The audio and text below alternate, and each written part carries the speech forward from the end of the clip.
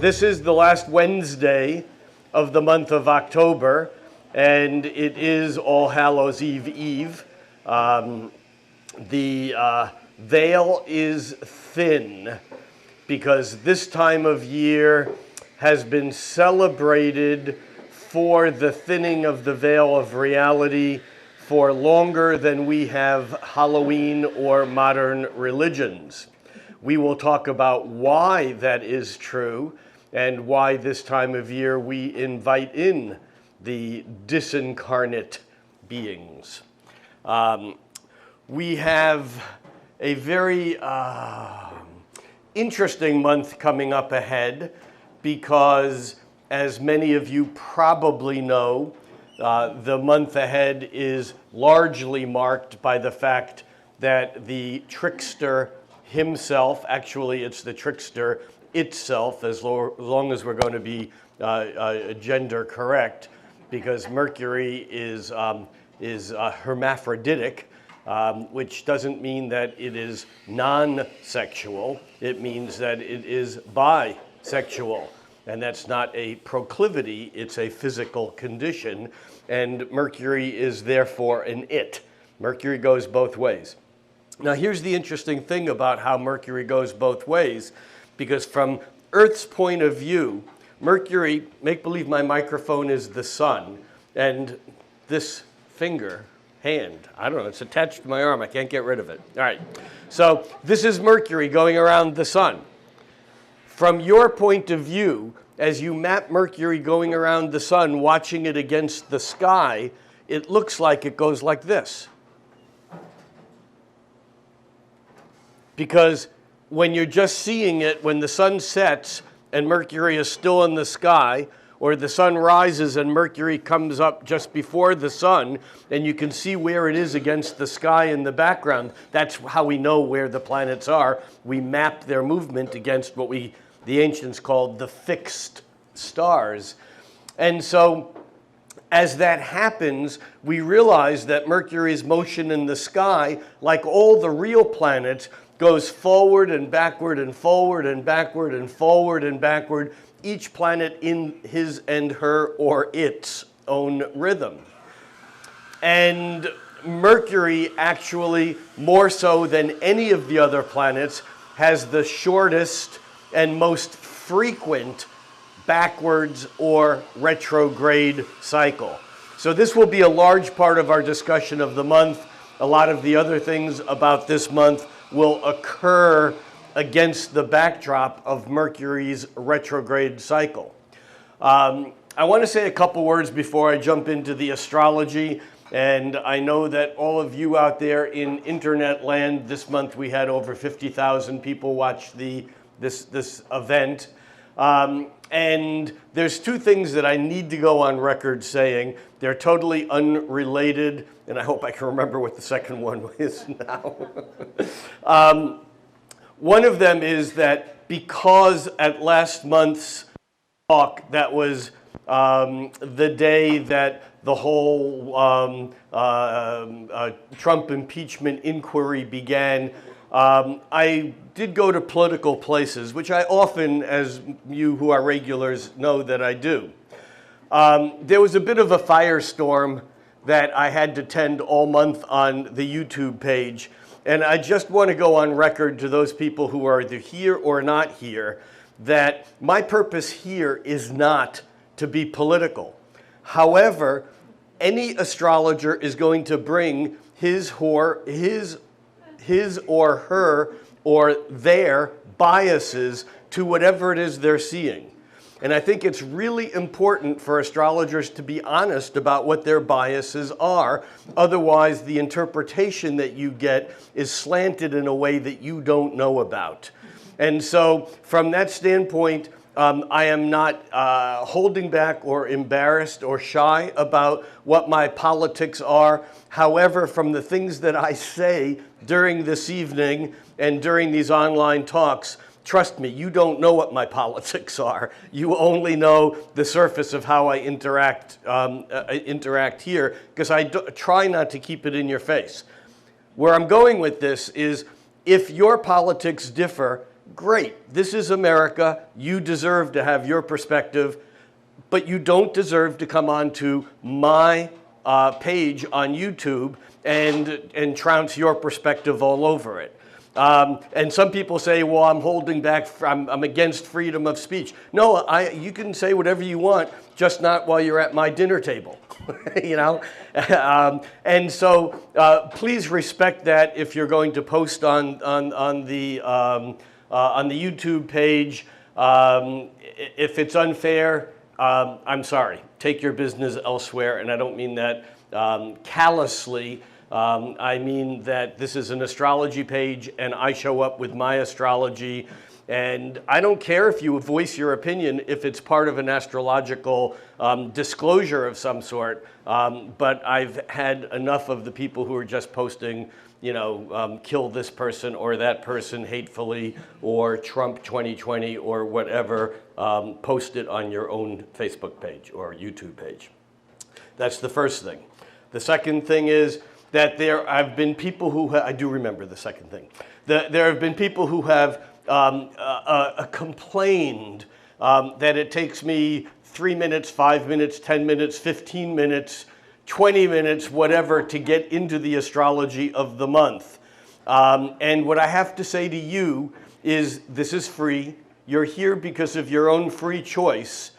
And the reason why I don't just jump in to the actual movement of the planets is that getting the movement of the planets and an interpretation of this planet to that planet means this is like reading out of a recipe cookbook. There are many, many, many astrologers out there where you can get that from. What I pride myself in is spending time in the background, not so much to teach you astrology, but so that you can understand how what is unfolding in a very real fabric.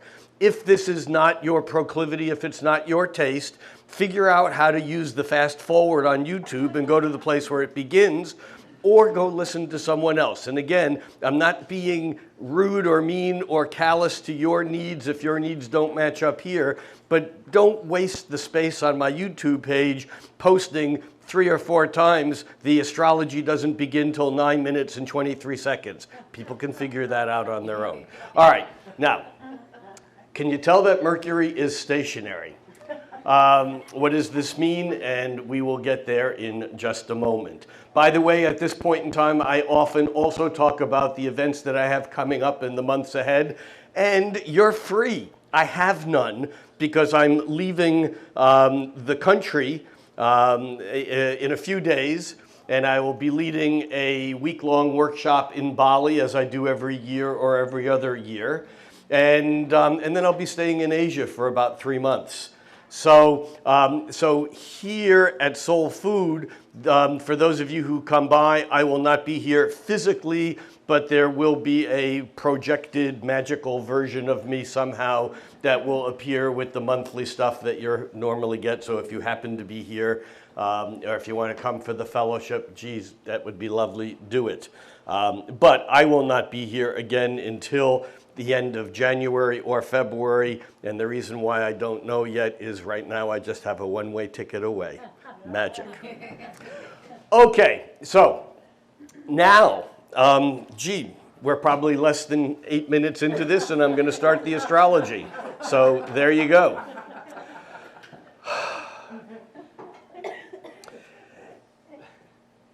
Bill Hicks says it's a ride. It's a ride. It's been a ride. There's a wonderful album, a CD that came out over maybe a few months ago, where one of the main songs on the album is an homage to Bill Hicks, and the name of it is the song is "The Ride" by Amanda Palmer. Does anyone know Amanda Palmer or her work? I recommend going to YouTube or Bandcamp or something and finding this song because it is a ride. And the name of the CD that song is on is "There Will Be No Intermission." And that kind of very significantly, symbolically, artistically even, sums up where we are in the big scheme of things. We are on a roller coaster ride. We are not in control of the ride itself, and there ain't no stop button, there ain't no emergency stop button, and there is no way to get off. So you might as well figure out how to make it work. Now, I've said from this platform a number of times the words that have been attributed to Hopi elders, whether they are or not is a bit questionable. But the idea is that, that there is a river that's moving very fast now. And he who holds on to the edge out of fear will be torn asunder. Push off away from the edge into the middle of the river. It's moving swiftly. The river has a goal. It's going to find the sea. And in the middle of the river, you only have one job, and that's to keep your head above water. Okay, you have 2 jobs. Be joyous. Okay, you have 3 jobs. You look around and see who's there with you, because regardless of what color your skin is, regardless of where you came from, regardless of your political leanings, when you look around and you see who's there, this is your family. Boom. Deal with it, be joyous, keep your head above water. That's where we are right now. Things are pretty crazy. And we can make a case astrologically that we've never been here before. But quite honestly, we can make that case astrologically at any moment in time forever, because it's always unfolding new. However, there are very specific things now that make the unfolding of these current events that we are living through, both economically, politically, socially, culturally, individually, relationship-wise, whether we're dealing with friends or lovers or spouses or parents or children. We're not in Kansas anymore. And we're not quite in Oz. And no, I'm not the wizard in front of the curtain either. So what I'm going to try to do is build on the last month. Last month I spent some time talking about this large rhythm of Saturn and Pluto. It's, for those of you who follow astrology, it's difficult to read any astrology article these days or to see anyone talking about astrology. If you frequent astrology lectures, workshops, conferences, as I do, the main subject is the upcoming conjunction of Saturn and Pluto. And I delved into this fairly deeply last month. I will go into it deeper next month. I also will put on public YouTube a video that I've made for my Patreon subscribers. And from the Department of Crass Commercialism, I should mention here that when I quit writing daily horoscopes about 1.5 years ago, I began teaching online, and you can find out about my online videos by going to Patreon. That's www.patreon, Patreon. For those of you online, it'll be either right there or right there on the screen. For those of you here, you have to use your imagination. www.patreon, like patron with an E, patreon.com/Rick Levine, one word, Rick Levine. And through Patreon, I've been producing teaching videos, including a mid-month update that drills down on what we talk about here at the beginning of the month. I've been doing periodic, what I like to call cosmic quickies, little zaps on different subjects. And I also recorded a couple of months ago a much more in-depth, for my subscribers, look at the history and the current events around the Saturn-Pluto conjunction cycle. So I'm not going to, and I talked a little bit about this last month, but over the last month and a few weeks, both Saturn and Pluto, which had each been retrograde, the outer planets, the retrogrades are more subtle because the outer planets, Jupiter and outward, Jupiter, Saturn, Uranus, Neptune, and Pluto, all those planets go retrograde when they're on the same side of the sun as the Earth. because when the Earth comes between them, they get closer to Earth. And when any planet is closer to Earth than it is at any other time during its cycle, it looks like it moves backwards because of a loss of perspective. I've said this so many times from this platform here over the years, but it's the phenomenon of being in a subway, and you look out the window, and there's a train, a subway on the track right next to you. And you look out the window, and for a moment you look out the window and it looks like it's going backwards, and then you realize, no, it's going the same direction as you are, but just not as fast. You get it sometimes in a car at a stoplight, when if you're in the passenger seat and the person driving takes his foot off the brake, and as you just begin rolling forward, it looks like the car next to you is going backwards. That's all a retrograde planet is when you lose perspective. You can't tell that you're going forward faster, and it looks like it's going backwards. So the outer planets all go retrograde for nearly a third of the year, every year. And so the outer planets, as they move through the sky, remember the word planet comes from a Greek word planeta, which means a wanderer. And the planets would wander through the sky like this. They would go like this, and then they would turn and they'd go like this, and then like this. And these retrograde motions were very regular, periodically regular, but the ancients actually thought the planets were moving backwards because they didn't have the perspective that we have of how the solar system works mechanically. Which I suppose now I should throw out if you're a flat earther, please don't post on my site and try to make me believe that it exists. No, I have a rather long 15 or 16 points because every month or two I'll get someone posting, and then 10 people will come out of the woodwork, saying that someday we will all awake and find out that the earth is flat. I love conspiracies. You want to throw a good conspiracy theory at me, I'm in. Flat Earth is not a conspiracy, it's stupidity. There's a difference. All right. Now that I said that, that's going to appear again now. All right. All right. So these retrograde motions are important, but the psychological experience of feeling a planet going from direct to retrograde or retrograde to direct, the experience is greater the faster moving the planet is. And what do I mean by that? If you're in a car going 40 miles an hour and the driver slams on the brake and throws it into reverse, you know it.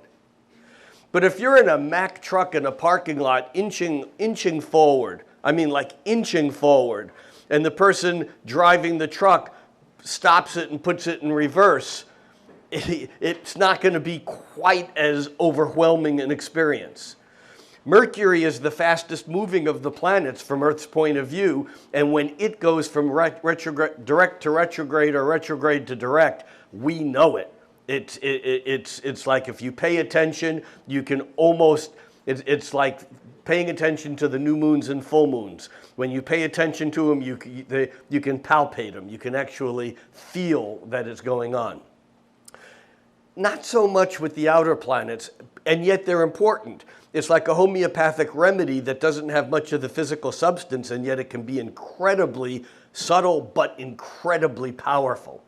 So where we are now is that there is roughly a 32 to 38 year cycle of Saturn going around the sun once every 29 years, 29 and a half years, and Pluto going around the sun once every 200 and we can say 250. It's actually about 243 and a half or something like that. Well, no one's experienced a full Pluto cycle, I mean, by observation. But we can measure it. It looks like it's about 243, 44 years. What that means is that when Saturn goes around once in 29 years, Pluto's moved a bit more, and it takes Saturn a little bit to catch up to it. Just like the moon goes around once a month, and by the time the moon has gone around once, the sun has moved on a little bit more, and so the moon catches up with the sun once in each sign. So that's why we have a new moon in Libra, then a new moon in Scorpio, and then a new moon in Sagittarius, because the sun has moved about 30 degrees ahead, and then the moon catches up with it. So that same new moon, full moon cycle that we have with the sun and the moon, we have with every planetary pair. But the Saturn-Pluto one is maybe the most interesting, because Saturn is the outermost of all the visible planets. The ancients called Saturn the gateway to reality. Saturn is if you go through the English language and you look at words that begin with ST, most of them are etymologically originated from Saturn. So you have words like structure, status, stability, stamina, stern, test, restriction, constriction, crystallization, stasis. You get the idea. I mean, it's bizarre. And this is in the lecture that I will post for everyone on YouTube. I go a little bit deeper into that language thing. Saturn is important. Saturn is basically the thing that defines the limits of the real world. Pluto is the lord of the underworld. It used to be that Saturn was the end of the road. Saturn, Satan. It was the Grim Reaper. It was you get what you deserve and it's heaven or hell and boom, you're done. Over. Game over. Until Pluto was discovered. And Pluto basically says, no, at death, that's just where the beginning is.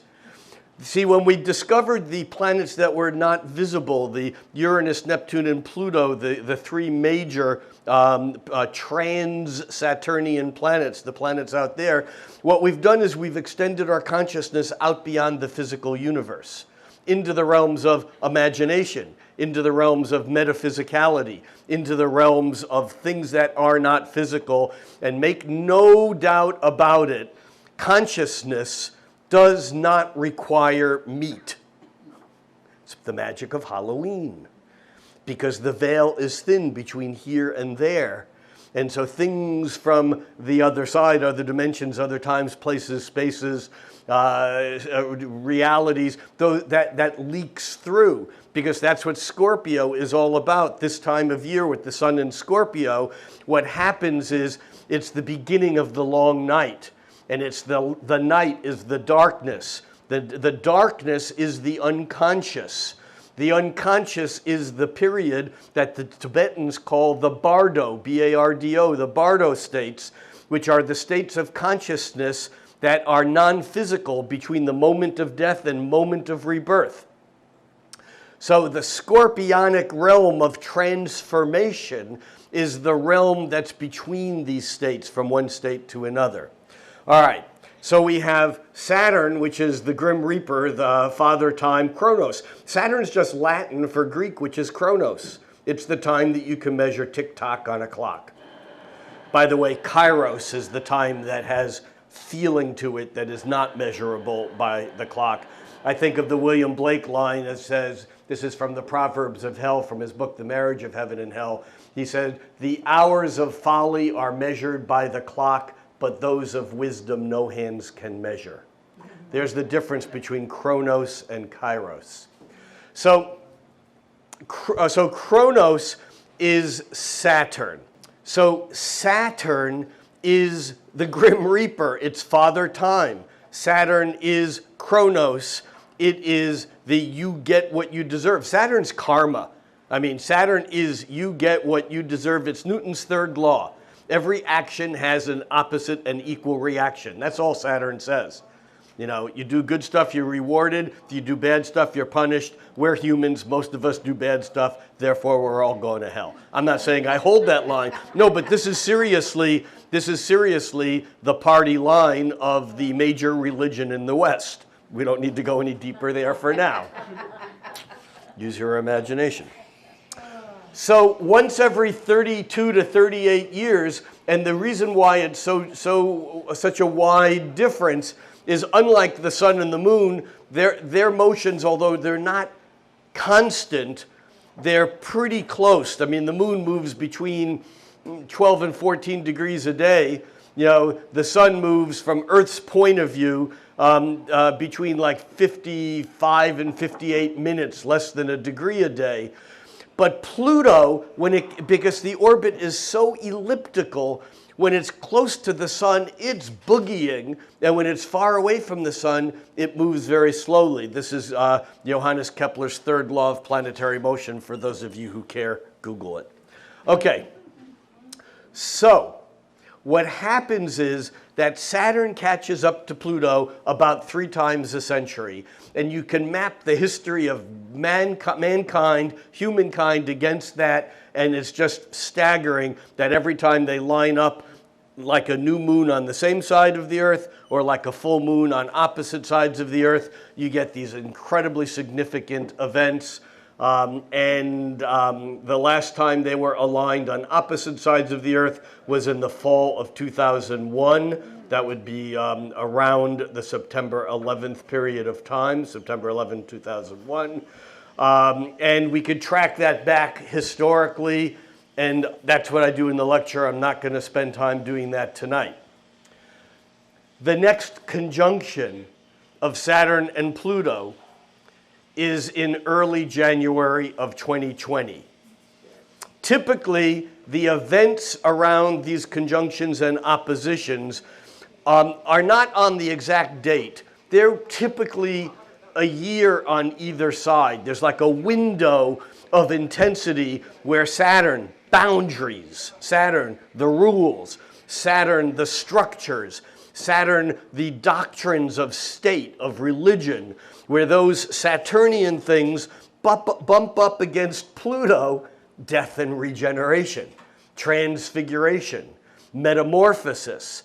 And the times on Earth when there are these largest changes where these realities bump up against each other, and then there's a period of 5, 10, 15, 20, 30 years of adjustment until the next one. And often the issues are similar over the centuries. It's bizarre to see how these same issues pop up like a forest fire, almost like it's time.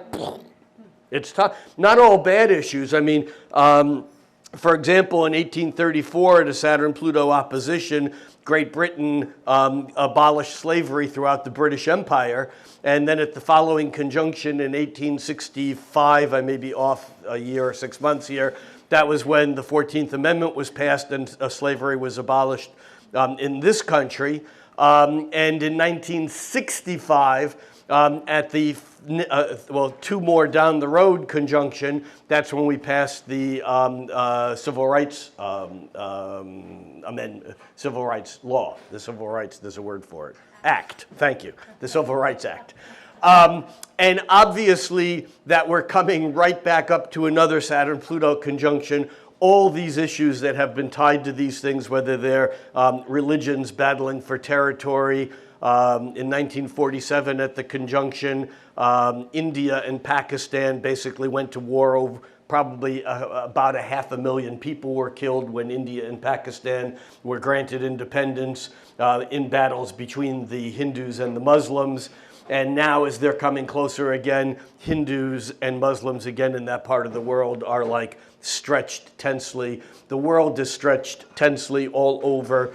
And I'm not saying it's because of this. I'm just saying that this is going on, and this is part of the ride that we're on. And it's going to take until after the conjunction in January of 2020. And then because there's other astrological things that involve Jupiter coming into the same equation, it really won't be until 2021 until we can go, that's what happened?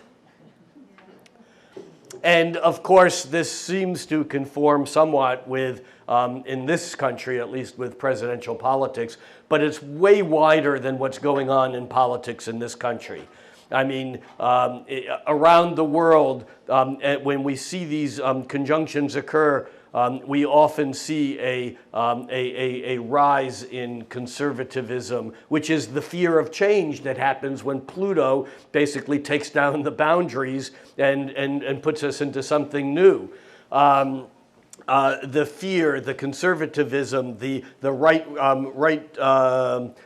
right-wing kind of even tending towards fascism. Hitler, Mussolini, Stalin, all came to power in 1931 at the Saturn-Pluto opposition.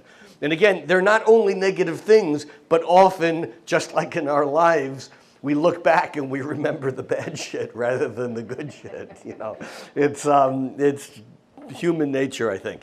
All right. So now everyone who is out there in internet land saying he hasn't started yet, I'm saying that without having done that little prologue, there's no way at all that you can understand what's going on in November.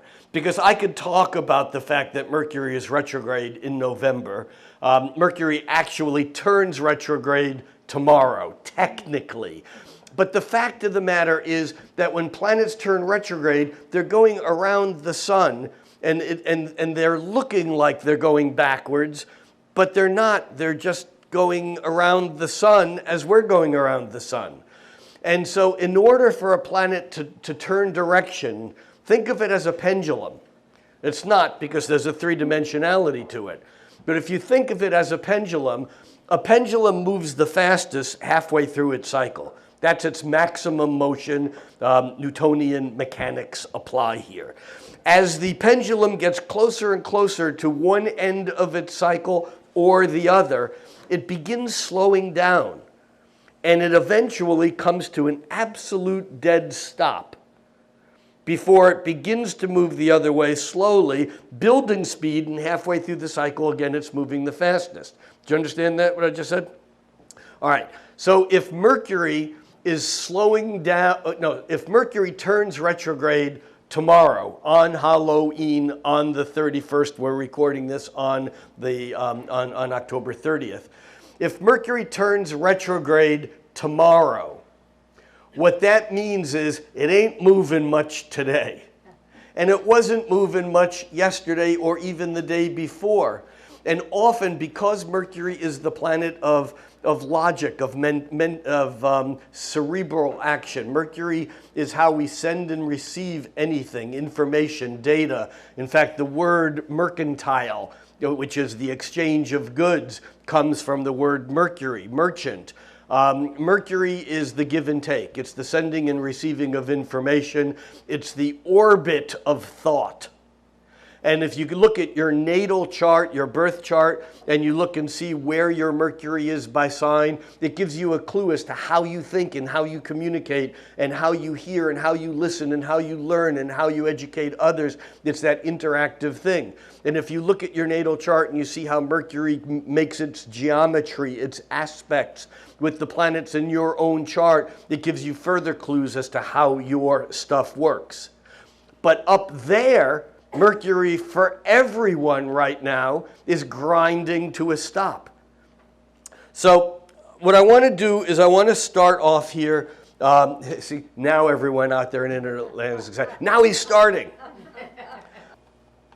All right, so what we are looking at here is a chart with only the Sun, Mercury, Saturn, and Pluto. And I'm going to animate this and back this up. So here we are looking at a chart with the Sun, Mercury, Saturn, and Pluto. And this chart is for September 10th. Midday, it doesn't really matter what time of day it is. But we're back here with the Sun in Virgo. This is back in September. And Mercury is moving forward at its maximum speed, having just come faster than the Sun, lined up with the Sun and across the Sun. And we have Saturn and Pluto both going retrograde. Now remember, Saturn moves faster than Pluto, whether they're moving retrograde or direct. Saturn is a faster cycle because Saturn goes around once every 30 years, where Pluto goes around once every 250 approximately. So I'm going to move this forward a day at a time, and what we're going to watch is Mercury separating and getting wider and wider from the Sun, and then I'm going to point out when Saturn and Pluto each end their retrograde cycle, because right now they're both going backwards. They look like they're going backwards, and the angle between them is getting wider and wider because Saturn is going backwards faster than Pluto is going backwards. So we're going to move this just a day at a time. Mercury is moving almost 2 degrees a day, 27 to 29. There, Mercury moves into the new sign of Libra. Saturn is at 1355, 13 degrees Capricorn 55. It's barely moving at all because it's getting ready to turn direct. Pluto's still moving backwards. And here we are. You can see Mercury getting further and further away from the sun because Mercury's moving faster than the sun. Are you with me here? Saturn right there turned from retrograde to direct. I'm going to back this up right there. Saturn, it shows the RX, which means retrograde. And there it changes to an S, which means technically it's not moving at 13 degrees 55 minutes. Move it the next day, it's at the exact same position. Why? Because it's at the far end of one of those pendulum swings. And then Saturn then will turn direct. It's still not moving very fast, barely noticeable. We move at 1355, 1356 another day. No, it's still at 1355. 2 days, 3 days. By the fourth day, it's moved 1/60th of a degree. That's how slow it's moving at first. So when someone says, oh, the planet's turned direct, everything is going to move, nah. It's turned direct. There's intention for things to move, but it takes a while for the energy to build. This will make more sense when we look at Mercury in just a moment, because that's what's happening right now. So here we are on October 1st, and Mercury now is 20 degrees away from the sun. How can I just tell that? It's 28 degrees Libra to 8 degrees Libra the sun. Now again, if you think of Mercury going around the sun, Mercury can't get any farther away from the sun than its widest position as it's going around it. They can't go off here somewhere. Now, other planets can go anywhere in the sky, but Venus and Mercury, because they're both between the Earth and the sun, always are within one sign or two signs of the sun itself. That's why you can never have a birth chart of someone born, let's say, the sun in Scorpio and Mercury in Aquarius. Because if you're born with the sun in Scorpio, Mercury is going to be in Scorpio, or maybe in the sign ahead, Sagittarius, or maybe in the sign behind, Libra, but that's as far as Mercury can ever get from the sun. So we move this one at a time, and right there on October 3rd, Mercury moves from Libra into Scorpio. Now, when Mercury is moving as fast as it ever goes, Mercury actually spends 2 weeks in a sign, and now it's moved into Scorpio, but it's going to slow down and turn retrograde. And it turns out that, that Mercury, which normally spends 2 weeks in each sign, moved into Scorpio on October 3rd, and it doesn't move into Sagittarius until December 7th. So it's in Scorpio for over 2 months. So what is Mercury in Scorpio? Well, let's come back to Scorpio. We talked a little bit about it before when we talked about the time of year that when the sun, the end of October, moves into Scorpio every year, and the consummate Scorpio holiday is Halloween, because we're celebrating the thinness of the veil between life and death, or this world and that world.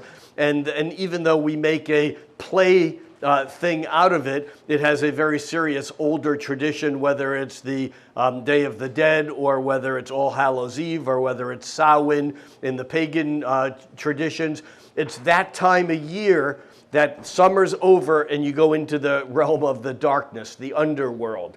And make no mistake about it, the underworld in mythology is representative of two things, more than that, but two things primarily. One is the spaces between death and rebirth, and two, the unconscious. Pluto is the lord of the underworld. Pluto is about everything in our lives that are unconscious. All the things that we can't bring to the surface because we're afraid of, they're repressed, they're suppressed, they're tucked away, we're in denial over the things that come out in dreams or that come out in therapy or whatever. Those are the Plutonic realms. And things that are hidden have power. That's why therapy shines the light of awareness and consciousness into the unconscious, into the invisible realms, because when we light up the darkness, then no matter how horrific it is what we find, no matter how horrific what we find is, it sounded like I was talking like Donald Trump for a minute. I didn't say that. No matter how horrific the things are that we find that have been hidden, once we're aware of them, we can work with them. We can work on the transformation. It's why communication is so important. And actually, in mythology, it was Mercury who was sent into the underworld to rescue Persephone, Ceres' daughter. Ceres is the Earth Mother. And all the gods couldn't go into the hell realms because they lose their identity. But Mercury is the psychopomp, the trickster. He has no, he's the messenger. He has no form. So he could go back and forth between the worlds. And this is really what talk therapy is all about. Talk therapy is sending Mercury into the underworld to bring out, to rescue that which has been tucked away or hidden. All right.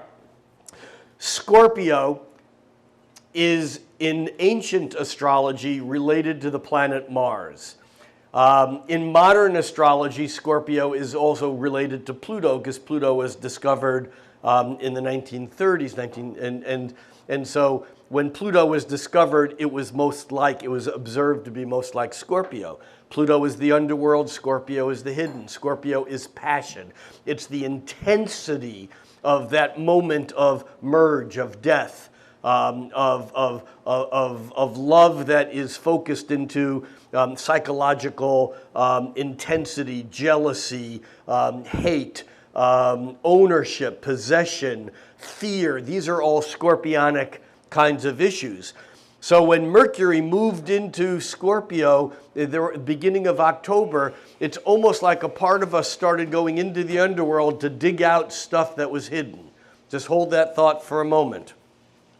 As we move this forward a day at a time, here we have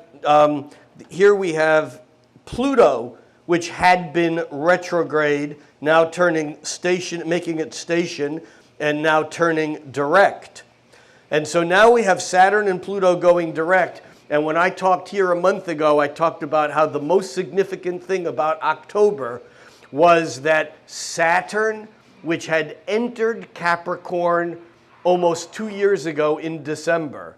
When I gave that talk 2 years ago here, the month that Saturn entered Capricorn, what I said, and you could find this online if you don't believe me, not that you have any reason to not believe me. What I said then was Saturn moved into Capricorn. Saturn is at home in Capricorn. Saturn is in its home sign only once every 30 years or 28 years. However, Saturn, as it moved into Capricorn in December of 2017, it only had one appointment on its calendar, and that was a meeting with the big guy. It was a meeting with Pluto that was to occur on January 12th, 2020. That was talked about by astrologers 2 years ago, and we're now inching closer to that meeting. But between Saturn's movement into Capricorn almost 2 years ago, the planets moved forward, got closer together, moved back away, separated, moved forward again, came closer together, moved back away. And now, I say now, in the beginning of October, with both Saturn and Pluto now moving direct, there are no retrogrades. They're on dead heat, dead course, dead reckoning. Well, I don't know what the right word is. It's like they're aimed at this January 12th meeting, and they will come to the exact same place in the sky. And that's why through October, it might have felt like things in the world were moving faster than they had been moving, not necessarily out of control, but things were on a course heading toward something, and what they're heading toward is the meeting between Saturn and Pluto. Meanwhile, we have Scorpio now digging into the hell realms itself, because remember, Pluto relates to the sign Scorpio. So Mercury now moves into Scorpio, and we begin thinking about uncovering, doing the research. Even in our governmental level, this is when we began doing the depositions that have now kind of played through that piece. But we watch that Mercury's still getting wider and wider from the sun, but now it begins to slow down, and on, what's the exact date? On October 31st. Oh, duh. Well, that's coming up right now.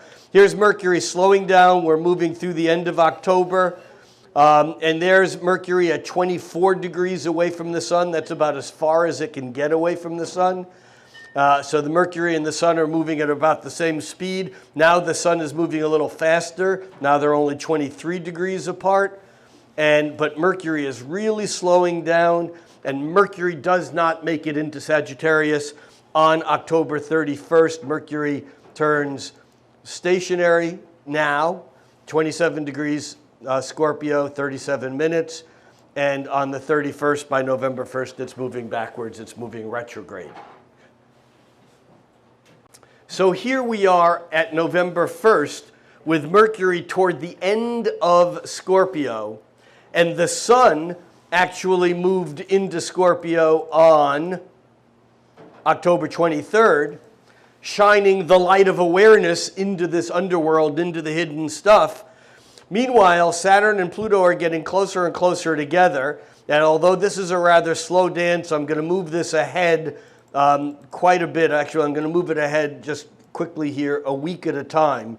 Forget about the Mercury-Sun just for a moment. Just look at Saturn and Pluto now.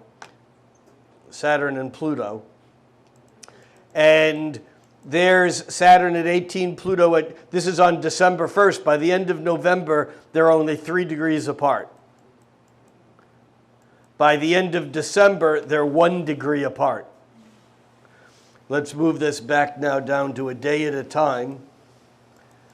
And there we can see that the sun moves into Capricorn, Mercury moves into Capricorn. Actually, Jupiter moves into Capricorn too. We have a genuine cluster in Capricorn. And you can see here now Saturn is at 2214, Pluto is at 2237, and right there on the 11th to the 12th, do you see how both Mercury and Saturn jumped over? In other words, Mercury's moving fast at this point in its cycle. Saturn's moving faster than Pluto.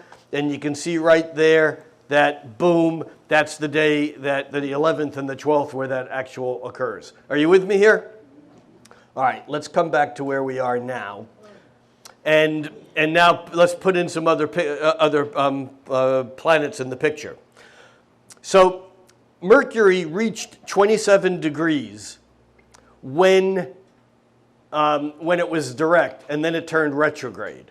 If we follow this retrograde motion really quickly, okay, here we are November 10th. Now, Mercury is moving backwards, and the sun, of course, still moves, at least it looks like it does, forward. And what that means is on November 11th, Mercury, from Earth's point of view, lines up with the sun. Can you see how it crosses over the sun, but backwards? So now the sun is ahead of Mercury, and now it's like the pendulum has gone back on the other side of the sun. Now, in fact, we have Mercury as a morning star because it rises before the sun, although you can't see it, it's still too close to the sun there. But we continue, and you can see how now Mercury moving backwards is getting wider and wider distance to the sun, and Mercury turns direct on November 20th. You can see here it shows it's stopped. It's stationary on the 20th, and then it turns direct. Now, the markers of where Mercury turns, where it turned retrograde on October 31st, which was at 27 degrees of Scorpio, which is where it is now. And then it retrograded all the way back to 11 degrees. That area of 11 degrees to 27 degrees is an area where Mercury moved through first this way, then backwards, and then a third time forward. This is called the shadow, Mercury's shadow, if you've ever heard that word. And the reason why I'm bringing this up is because what's significant here is if we go way back, what we want to look for is right here.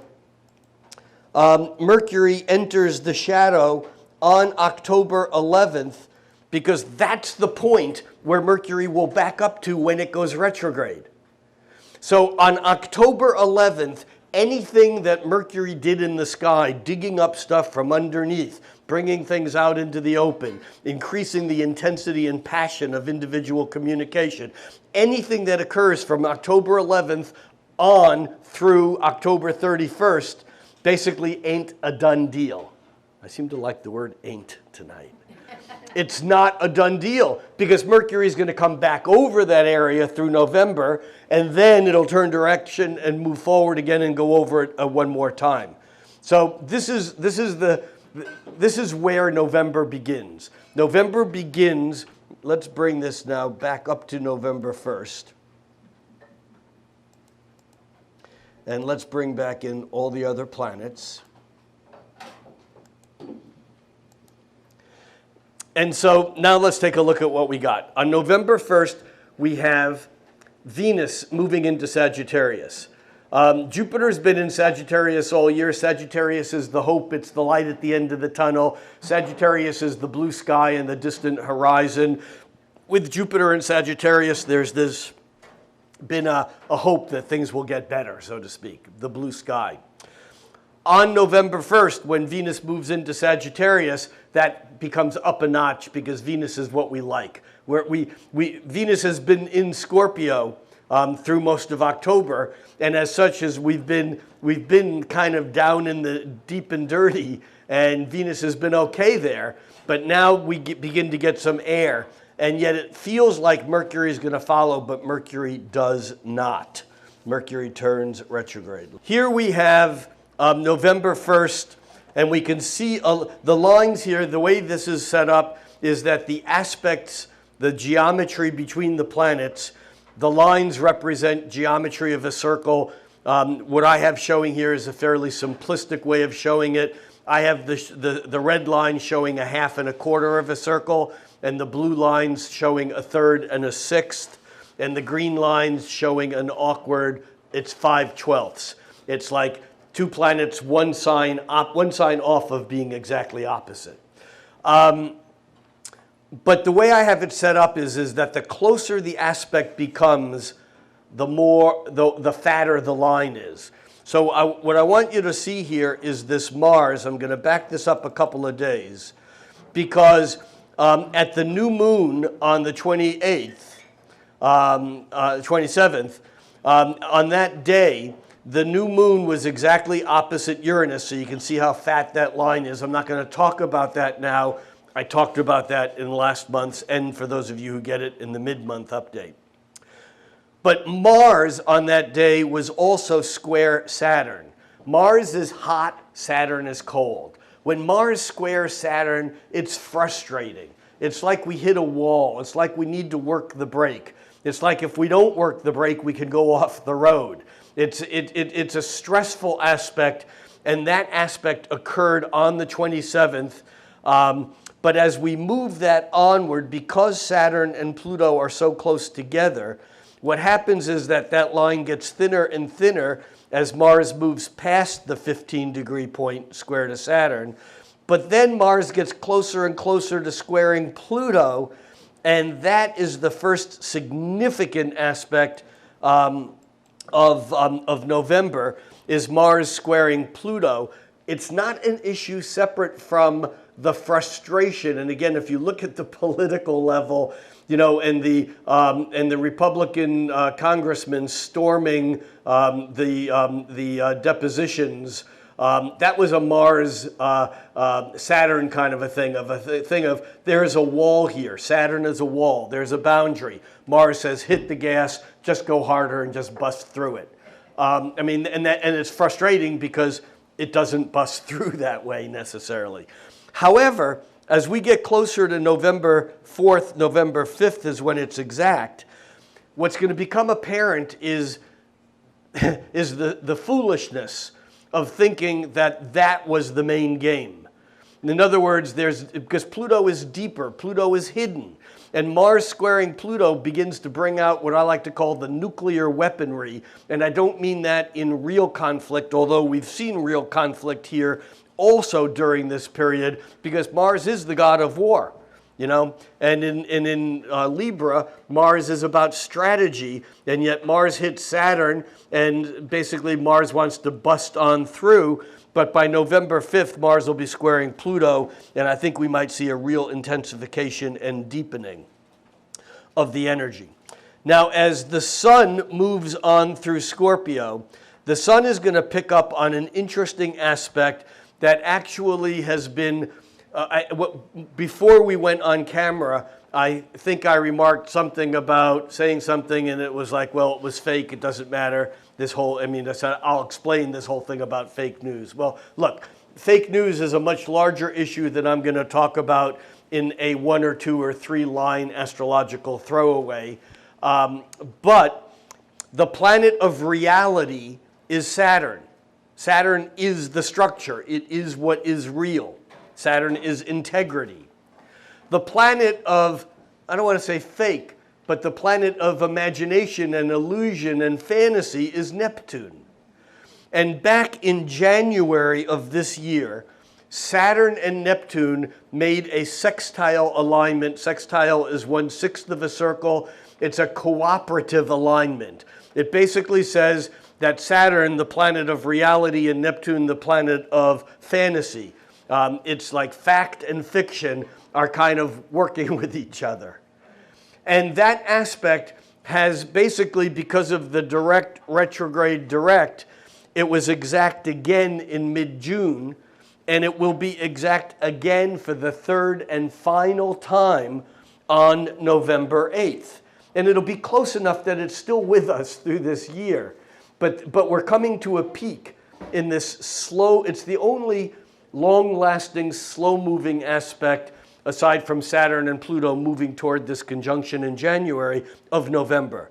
And the thing about it that's so fascinating is that through October, and I talked about this last month, we had several planets coming through the point here where the Sun is in mid-Scorpio, where those planets first sextiled Saturn, that's 1/6 of a circle, then trined Neptune, that's 1/3 of a circle, and then sextiled Pluto, all in boom, boom, boom, boom, one after another.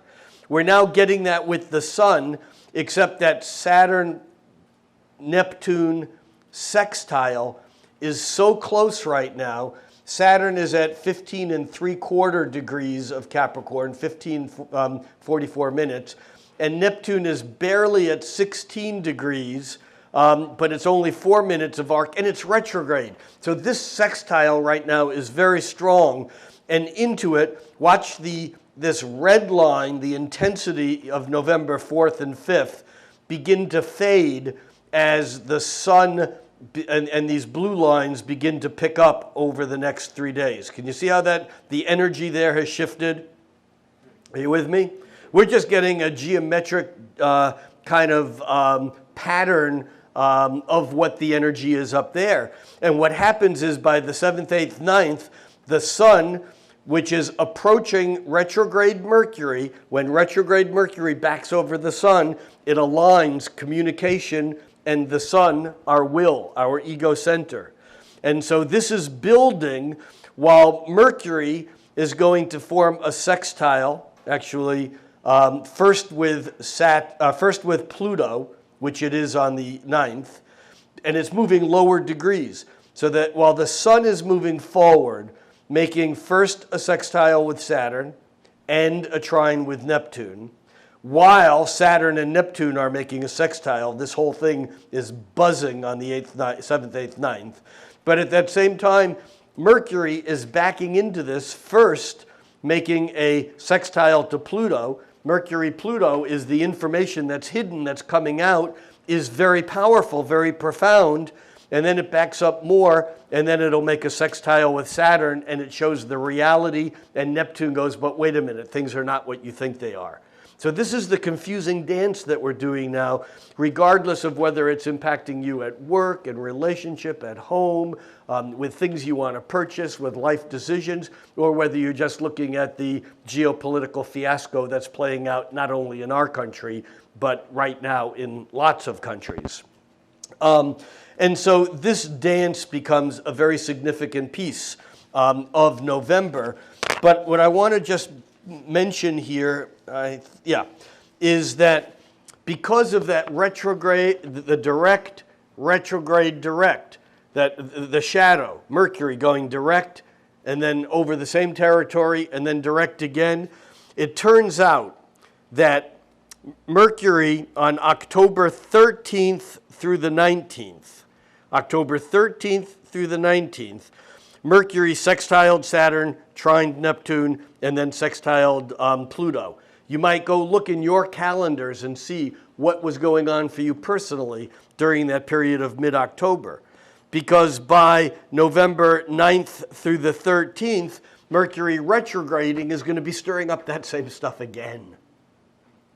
And yet it's still not done, because then Mercury turns direct on November 20th, and between November 28th and December 2nd, then Mercury direct moves through that same area of sky a third and final time.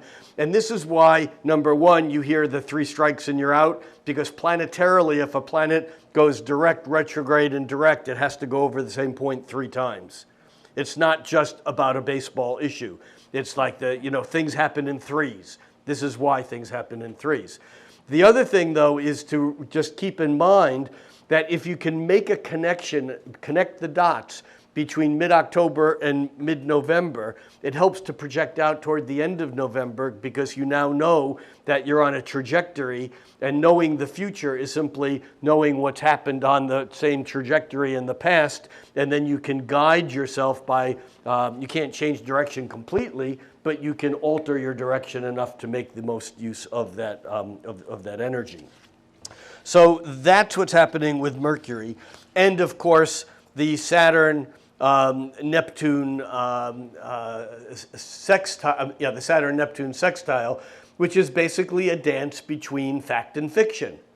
It's like it's harder and harder to tell what's real and what's not real. Even if you know that you know what's real, you don't. And it's a tough thing to come to grips with, especially as the sun comes through this area and Mercury and kind of revisits it again and again and again. We may get tired of the issues and jump to conclusions because we just want to be done with it. All right, so the other thing now is that as we move on in November, we're getting closer and closer to the full moon. And the full moon is on November 12th. And now we can see that on November 12th, the moon will be a full moon in Taurus, opposite the sun in Scorpio.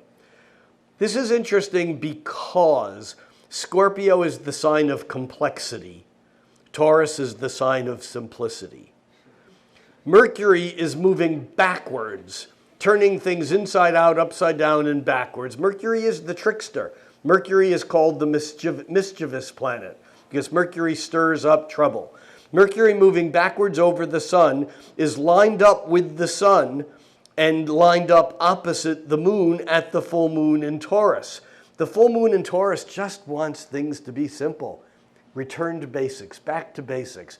I sometimes say that with Taurus, it's like if you take care of the senses, everything else will take care of itself. Taurus is, good food, nice sheets, nice towels, good dessert, good glass of wine, nice music, some nice loving. I mean, Taurus just wants the senses filled. Of course, that's an oversimplification. For those of you who know or remember my now deceased astrology buddy, Jeff Jower, who was a Taurus, Jeff used to say, Tauruses just want to be fat, dumb, and, he used to say, Tauruses are just fat, dumb, and happy. And I'd go, Jeff, you're none of the 3 of those. And if you remember or know Jeff, that's even funnier. The Taurus moon, though, creates this tug of war with the complexity and the wanting to go deep, that Taurus moon just wants things to resolve. It just wants things to be fixed. But here's the craziness and the power of this particular full moon. And that is these blue lines away from the moon and the sun and Mercury are heading up here to the Saturn-Pluto conjunction, particularly closer to Pluto. And what that tells us is that because the blue lines, the red lines represent stress or tension. The blue lines represent typically an energy that flows more easily.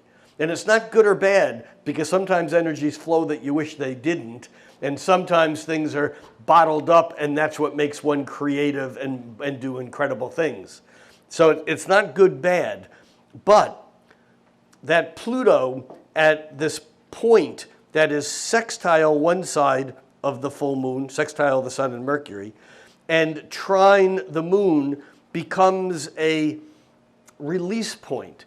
It basically says the stuff that's coming up, that's going deeper and deeper and deeper, is coming to the surface, and there's no stopping it. That's the way I read that energy. This is an incredibly powerful full moon. And we're going to follow it around quickly to the new moon. So we have the moon in Taurus, full moon on November 12th, and that's actually at 2:34 a.m. Here in Seattle. It is 5:34 a.m. East Coast time. So we have, during those days, we have the sextiles that are forming from the sun and from Mercury. We already talked about that. We also, interestingly, have at that full moon, we have Mars making a sextile with Jupiter. And this is big, this is powerful, this is uplifting. Mars is energy, Mars is force. Mars is assertion or aggression, which is really just too much assertion. But Jupiter is the magnifying lens. And here the two of them are working together. So I think that this full moon on November 12th is going to be incredibly powerful. And I think that things are going to come up, and energy it may feel like energy is getting out of hand. And how can one even say that? It's felt that way for at least 3 years now. Yeah, right. By the 13th, that Mercury is retrograde Mercury is exactly trine we're back to an hour at a time. There we go, a day at a time. Mercury is now trining to the Neptune, and once again we have the element of fantasy creeping back in. So we keep doing this dance, reality, fantasy, reality, fantasy. That's on the 13th. By the 14th, Venus, which has moved into Sagittarius, we talked about earlier, it's now squaring Neptune. And so I think by the 14th, we don't know what the hell's going on. And yet this can also be very liberating and very creative. For those of you who are artistic or poetic, this is a time where imagination is freed because it's just not restrained by the rules here. And that's on the 13th, 14th, and 15th.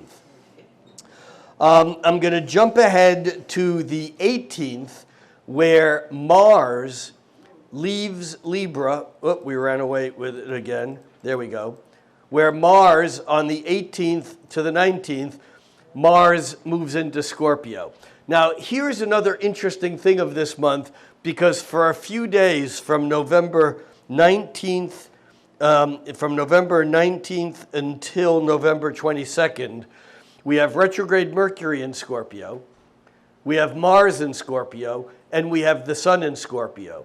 But the sun is like shined its light into these depths. Now Mars comes into Scorpio, and Mars in Scorpio means business. Mars wants to take care of shit.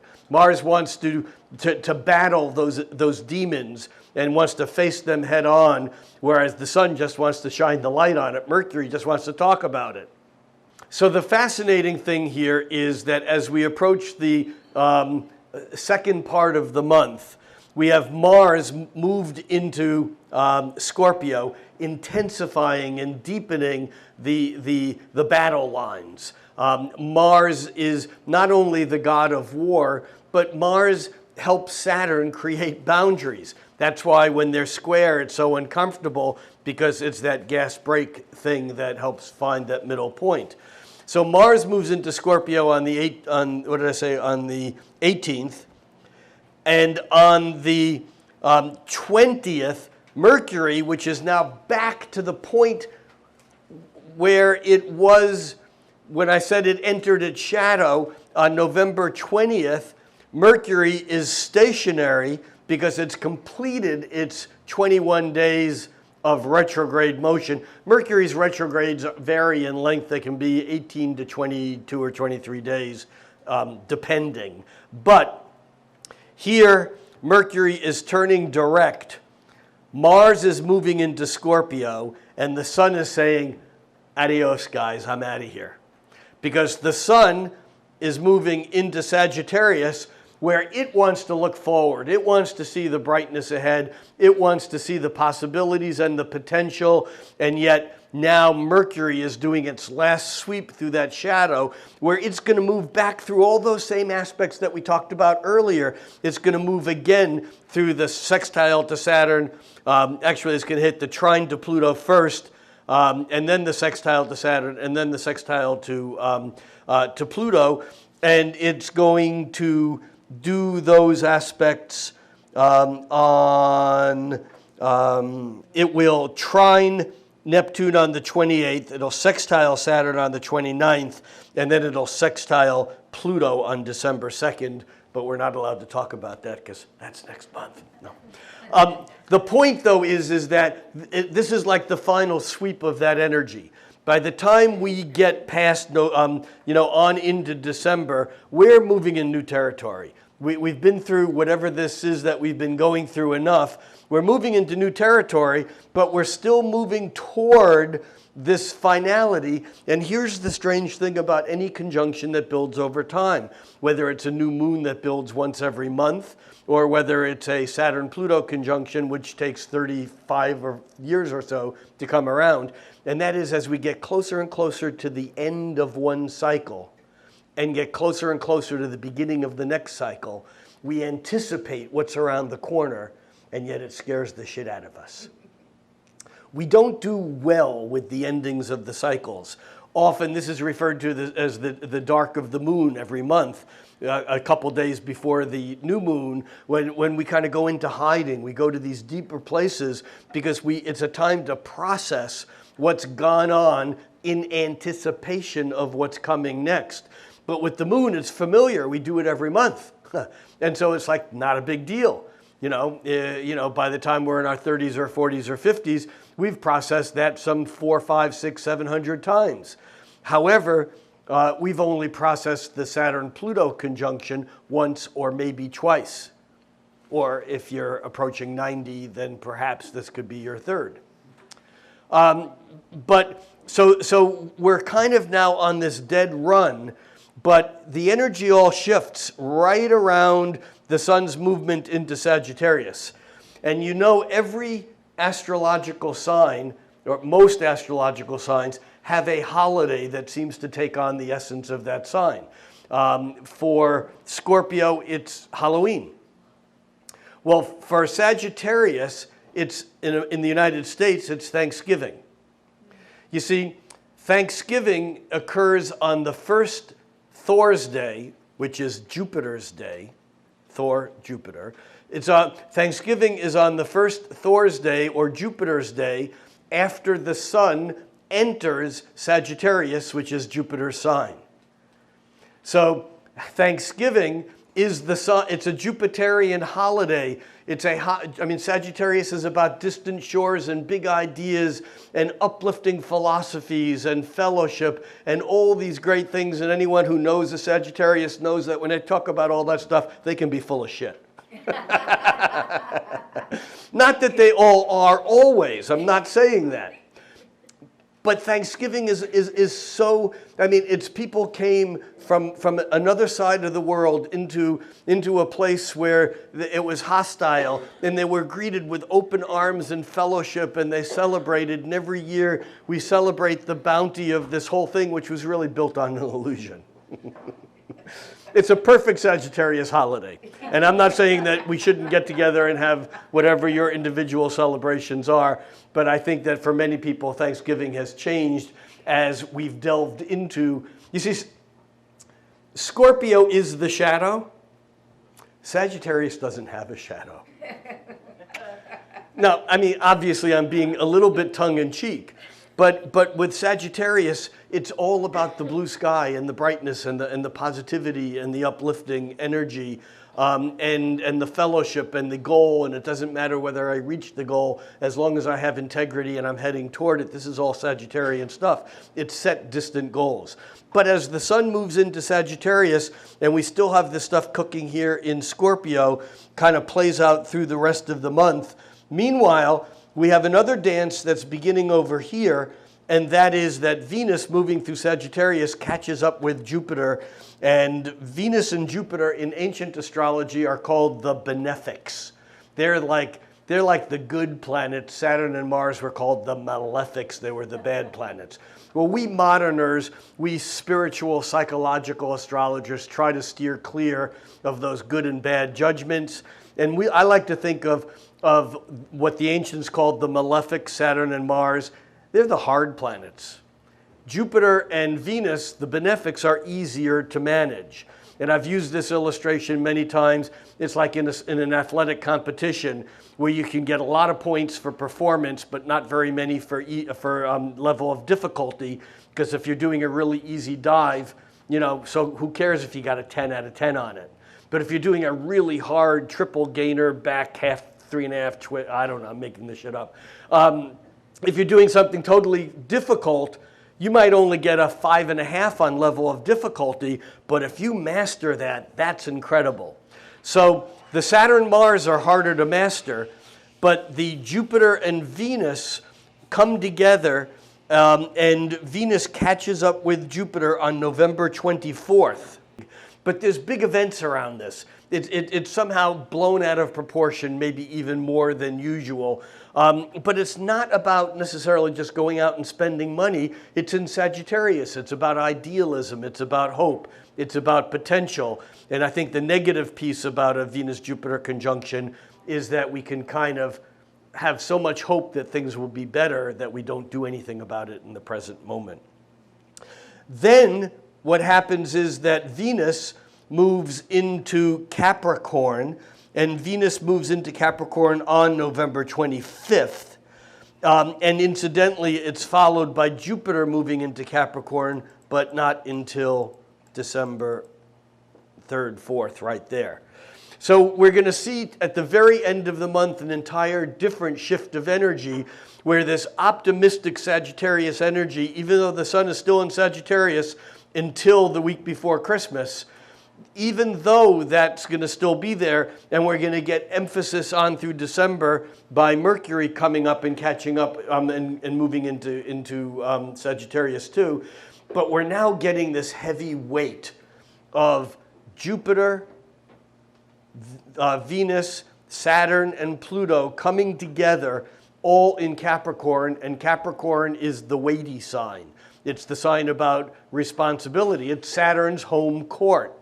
In fact, the last time there was a Saturn-Pluto conjunction in Capricorn was 500 years ago. This is not a very common thing, and it's very, very powerful. So this is what brings us up toward the end of the month. Now, on the way there, we skipped over, and I just want to back up here, because we skipped over the new moon in Sagittarius, which occurs at 7:05 a.m. Pacific time, so that'll be 10:05 a.m. Eastern time, at 4 degrees of Sagittarius. Now, the thing about any new moon or full moon is we look and see what its aspects are. And here, this new moon in Sagittarius is very closely quincunx. That's 5/12 of a circle to Uranus. And Uranus has been kind of a little bit of a stickler planet throughout this whole thing. I talked a lot about it last month for October. Haven't talked about it much this month, but Uranus spends about 7 years in each sign. So the fact that it's in Taurus does not make it special this month. because it'll be in Taurus for the next 6 years. What makes it special, though, is that at the new moon, it's opposite Mars. Mars is opposite Uranus exactly on November 24th. The new moon is on the 26th, and the sun is exactly quincunx Uranus on the 25th. Uranus is the planet of instantaneous and sudden change. It's like whenever anything happens in your life and it goes, oh my God, it can be wonderful. You can win the lottery. You can get a point. You can win the Nobel Prize. You know, you can also be in an accident. I mean, it in itself is good, bad, neutral. It just releases the stored up energy. And that Mars opposing Uranus, that opposition is very wiry, and it kind of creates a little bit of a what's the word I'm looking for? It's like a what do you call it? Like a hair trigger. It's like the energy is ready for something to happen. And on the Tuesday after Thanksgiving, that's the day, or give or take a day or so. But the other thing is that new moon in Sagittarius is planting our hope into the future. Again, it's giving us that seed period to plant our intention for what we want things to be. And yet it's quincunx to Uranus, which means that the sudden change might catch us off guard. Now, Uranus and Taurus is interesting because Uranus is sudden change, but Taurus don't want to change at all. Taurus is stubborn. Think of a bull, bullheaded. Think of a bull that ain't moving, and you think, come on, ain't moving. Taurus is stubborn. It's obstinate. You know, I often say that a Taurus, a Taurus at rest stays at rest. A Taurus in motion stays in motion. You know, it's there I go with the ain'ts again. It's difficult to get a Taurus to change midstream.